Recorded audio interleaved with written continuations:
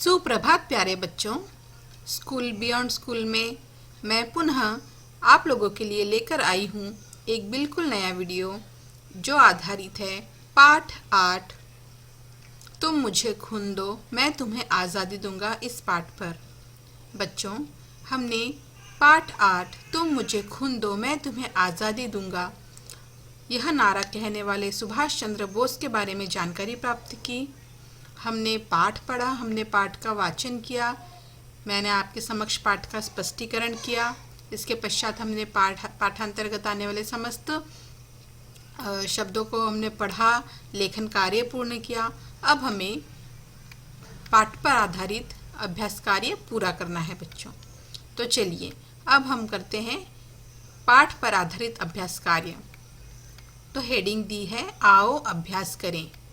सर्वप्रथम आपको क्या करना है, भाषा ज्ञान के कॉलम में देखिए भाषा ज्ञान यह किस में आता है, यह व्याकरण के अंतर्गत आता है बच्चों।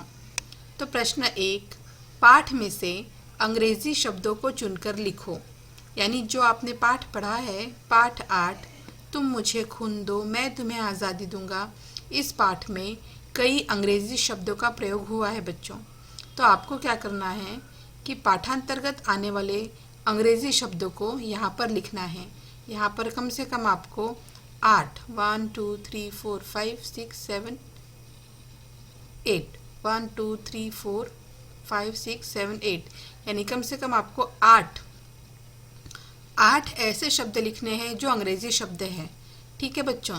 तो जैसे पाठांतर्गत कई सारे शब्द अंग्रेजी आए हैं, जैसे mister, you know, Latin, is, genius, what, you. तो इस तरह के काफ़ी सारे शब्द हैं जो अंग्रेजी शब्द हैं। तो आपको क्या करना है, पाठांतर्गत आने वाले अंग्रेजी शब्दों को आपको यहाँ पर खाली जगह में लिखना है। यहाँ पर आपको 8 अंग्रेजी शब्द लिखने हैं बच्चों। तो चलिए अब हम देखते हैं कि कौन कौन से शब्द इस पाठ के अंतर्गत आए हैं जो अंग्रेजी शब्द है। जैसे जीनियस शब्द आया है क्योंकि मिस सारा लॉरेंस ने कहा था you know mister Bose you know mister Das Subhash is genius. देखना एक दिन वह आपसे भी बड़ा वकील बनेगा। तो उसमें काफ़ी सारे शब्द अंग्रेजी आए हैं जैसे कि जीनियस, मिस्टर, व्हाट, लैटिन भाषा उन्हें सिखाई जाती थी है लैटिन, फिर इज, टीचर, यू नो। तो ये जो वाक्य है you know mister Bose Subhash is genius, इसी में आपको काफ़ी सारे अंग्रेजी शब्द मिल जाएंगे, है ना। इसके अतिरिक्त यहाँ पर व्हाट शब्द का इस्तेमाल किया गया था जो छोटे बच्चों ने किया था, अंग्रेजी बच्चों ने किया था सुभाष के लिए। फिर Latin, mister, genius, is, teacher, you know. तो यह सब क्या है, यह सब अंग्रेजी शब्द है जिसका आपको यहाँ पर लेखन करना है बच्चों। इसके पश्चात है प्रश्न 2, उदाहरण देखकर निम्न शब्दों की संधि करो। तो जैसे विद्या प्लस आलय विद्यालय, तो आपको बच्चों नियम याद रखना है। जैसे अ या आ, तो अ या आ जब दो शब्द हो और पहले शब्द के अंत में या तो अ हो या आ हो और दूसरा शब्द जो है वह आ हो, तो एक आ कट जाता है और केवल एक ही आ का प्रयोग किया जाता है। जैसे हिम प्लस आलय, तो अब देखिए हिम के अंतर्गत क्या है, अ छुपा हुआ है, प्लस ये आलय में आ पहला शब्द है आ, तो यहाँ का अ, हिम का अ प्लस ये आलय का आ, तो अ प्लस आ मिलकर क्या बन जाएगा आ, यानी एक ही आ लिखने की ज़रूरत होगी। तो क्या होगा, एक आ कट जाएगा, तो क्या होगा, हमें क्या लिखना होगा, हिमालय। हिम और आ की जगह हमें लिखनी पड़ेगी उसकी मात्रा हिमा और लय। समझ में आ गया बच्चों। दूसरा देखिए पुस्तक प्लस आलय, इसमें भी देखिए पुस्तक क के अंतर्गत क्या आया है, क में अ छुपा हुआ है और ये क का अ और आलय का आ, तो अ प्लस आ मिलकर क्या बना आ, तो क्या हो जाएगा पुस्तकालय। क्या हो जाएगा बच्चों, पुस्तकालय। तो समझ में आ गया किस तरह से करना है। इसी तरह सत्य प्लस आग्रह, इसमें भी य में अ छुपा हुआ है, तो अ प्लस आग्रह का आ, अ प्लस आ मिलकर बना आ, तो एक आ कट जाएगा और आ की मात्रा लगकर शब्द तैयार हो जाएगा तो हम लिखेंगे इसे सत्याग्रह। इसी तरह है परम प्लस आनंद। तो अब देखिए परम में म प्लस म में अ छुपा हुआ है, अ प्लस आ, तो क्या होगा अ प्लस आ, तो क्या होगा फिर परमानंद। अब उसी तरह दूसरा नियम है बच्चों, जैसे वार्षिक प्लस उत्सव वार्षिकोत्सव। तो अब हमें नए नियम के हिसाब से चलना है। यदि दो शब्दों की संधि करनी हो और पहले शब्द में अ या आ आता हो और दूसरे शब्द में छोटा ऊ आता हो तो ओ की मात्रा लग जाती है बच्चों। जैसे महा प्लस उत्सव, तो देखिए यहाँ आ है, आ की मात्रा है प्लस ऊ है, तो अ या आ रहा और उसमें ऊ की मात्रा जुड़ जाती है तो ओ हो जाता है। तो देखिए यहाँ पर आ की मात्रा है महा, आ में महा, तो यहाँ पर आ की मात्रा है आ प्लस उत्सव का ऊ, आ प्लस ऊ मिलकर क्या बना ओ, तो हमने क्या लिखा महो, और फिर ये ऊ तो कट जाएगा क्योंकि आ प्लस ऊ ओ हो जाता है, तो क्या हो जाएगा महोत्सव, क्या हो जाएगा महोत्सव। इसी तरह से सूर्य प्लस उदय, इसमें भी यह नियम लागू होता है। जैसे सूर्य में देखो यहाँ पर अ आया, अंत में अ प्लस ऊ क्या बन जाएगा ओ, तो सूर्यो, फिर दय सूर्योदय।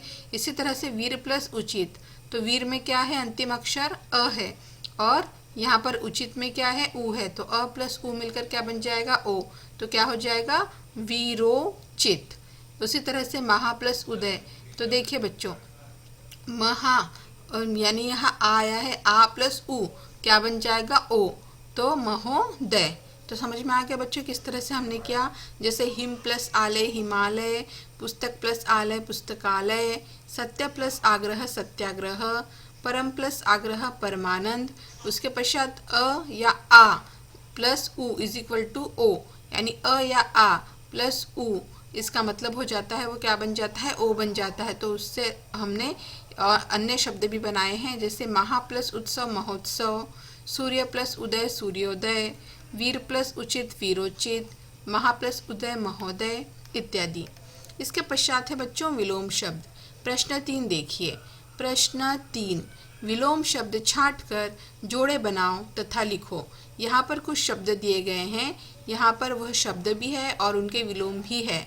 आपको शब्द भी ढूंढना है और उनका विलोम शब्द भी ढूंढकर लिखना है बच्चों। जैसे विदेशी, तो विदेशी का उल्टा क्या होगा देशी, तो देखो देशी का उल्टा विदेशी। दूसरा क्या है प्रश्न, प्रश्न का उल्टा क्या होगा बच्चों बिल्कुल सही उत्तर, तो यहाँ लिखा है प्रश्न का उल्टा उत्तर। फिर तीसरा आप शब्द देख सकते हैं दोस्त, दोस्त का अपोजिट क्या होगा उल्टा क्या होगा बिल्कुल सही दुश्मन, तो देखिए दोस्त का उल्टा दुश्मन। और जो जो शब्द हो जाते हैं बच्चों आप उसे पेंसिल से कट भी कर सकते हैं। इसके पश्चात प्रशंसा, प्रशंसा का उल्टा क्या होगा बच्चों बिल्कुल सही निंदा, तो प्रशंसा का उल्टा निंदा। उसके पश्चात गुलामी, गुलामी का उल्टा क्या होगा बच्चों बिल्कुल सही आज़ादी, क्या होगा आज़ादी। इसके पश्चात सच, सच का उल्टा क्या होगा बच्चों बिल्कुल सही झूठ, तो सच का उल्टा होगा झूठ। तो हम लोगों ने ये विलोम शब्द भी लिख लिए हैं। एक बार हम पुनः विलोम शब्द को पढ़ लेते हैं। देशी का उल्टा विदेशी, प्रशंसा का उल्टा निंदा, गुलामी का उल्टा आज़ादी, सच का उल्टा झूठ, दोस्त का उल्टा दुश्मन, प्रश्न का उल्टा उत्तर। आप ये आगे पीछे भी लिख सकते हैं, इसमें कोई समस्या नहीं होगी। समझे आप ये शब्दों के हिसाब से भी लिख सकते हैं या आप आगे पीछे भी लिख सकते हैं। इसके पश्चात है लिखो, लिखो यानी क्या कठिन शब्दों का अभ्यास करो। तो यहाँ पर कुछ कठिन शब्द दिए गए हैं, आपको प्रत्येक शब्द 3-3 बार लिखना है। जैसे प्रशंसा प्रशंसा प्रशंसा 3 बार, छुट्टी छुट्टी छुट्टी, एकत्रित एकत्रित एकत्रित, परिश्रम परिश्रम परिश्रम, अध्ययन प्रिय अध्ययन प्रिय अध्ययन प्रिय, यह आपको 3-3 बार लिखना है बच्चों। इसके पश्चात है बताओ, बताओ वाले शब्द बच्चों रचनात्मक लेखन के अंतर्गत आते हैं। प्रश्न 1, इस कहानी को पढ़कर तुम्हें सुभाष के बारे में कई बातें पता चली होंगी, उसमें से कोई 3 बातें यहाँ लिखो। तो आपको क्या करना है सुभाष के बारे में आपको जो भी बातें पता चली है आपको कोई 3 बातें यहाँ पर लिखनी है बच्चों। जैसे हम लिख सकते हैं सुभाष आज़ाद हिंद फौज के निर्माता थे, वे देसी डंडा घुमाने में माहिर थे, वे अध्ययन प्रिय थे, उन्हें अपने देश से प्रेम था। ये देखिए बच्चों, ये एक बच्चों की किताब है, एक बच्चे की किताब है। उस बच्चे की किताब से मैं आपको पढ़ा रही हूँ और उसने काफ़ी अच्छे वाक्य लिखे हैं।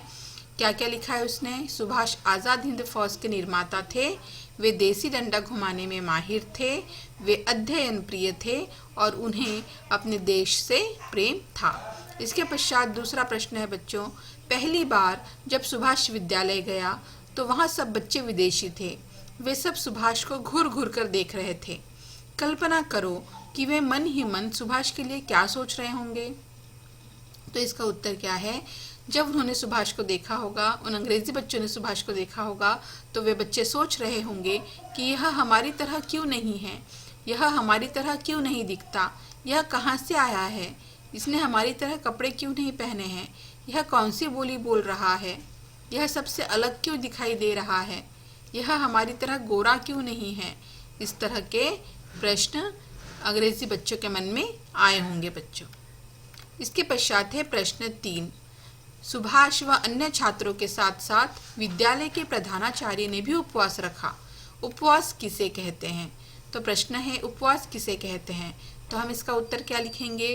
किसी के प्रति श्रद्धा या आदर भाव प्रकट करने के लिए अन्न का त्याग उपवास कहलाता है। एक बार पुनः सुन लीजिए।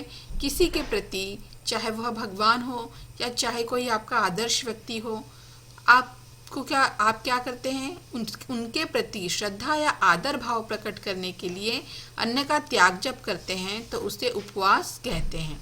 तो किसी के प्रति श्रद्धा या आदर भाव प्रकट करने के लिए अन्न का त्याग उपवास कहलाता है बच्चों। उसके पश्चात है, आपके परिवार में किस किस अवसर पर उपवास रखा जाता है? तो हम लिख सकते हैं, मेरे परिवार में आषाढ़ी एकादशी, महालक्ष्मी, महाशिवरात्रि, जन्माष्टमी, गणेश चतुर्थी, श्रावण सोमवार और दिवाली के अवसर पर उपवास रखा जाता है। तो आप इसके अतिरिक्त कोई भी त्यौहार लिख सकते हैं जब आपके घर में उपवास रखा जाता है। आप पर कोई बंधन नहीं है। आपके यहाँ जब जब उपवास रखा जाता है, आप तब का जब भी उपवास रखा जाता है आप उस शब्द का नाम वहाँ लिख सकते हैं। एक बार मैं पुनः पढ़ती हूँ कि मेरे परिवार में आषाढ़ी एकादशी, महालक्ष्मी, महाशिवरात्रि, जन्माष्टमी, गणेश चतुर्थी, श्रावण सोमवार और दिवाली के अवसर पर उपवास रखा जाता है। इसके पश्चात बच्चों, खेल खेल में नीचे दिए गए क्रांतिकारियों के चित्र देखो तथा अध्यापिका से इनके नाम पूछकर लिखो। तो ये देखिए बच्चों, ये 3 क्रांतिकारी है। जैसे हमने इस पाठ के अंतर्गत, सुभाष चंद्र बोस इस पाठ के अंतर्गत हमने सुभाष के अतिरिक्त एक और महान क्रांतिकारी के बारे में पढ़ा था, और वो कौन थे?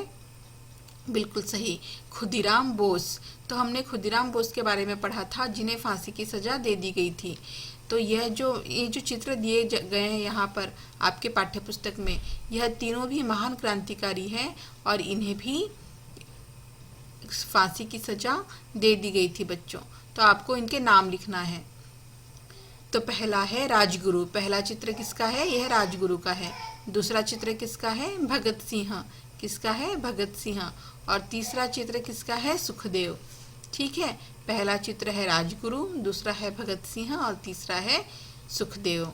तो ठीक है बच्चों, आज के वीडियो में बस इतना ही। आज का वीडियो आपको काफ़ी अच्छा लगा होगा, काफ़ी रोचक लगा होगा, और आपने जो भी मैंने लेखन कार्य आपको कराया है आपने इसे मेरे साथ साथ किया भी होगा।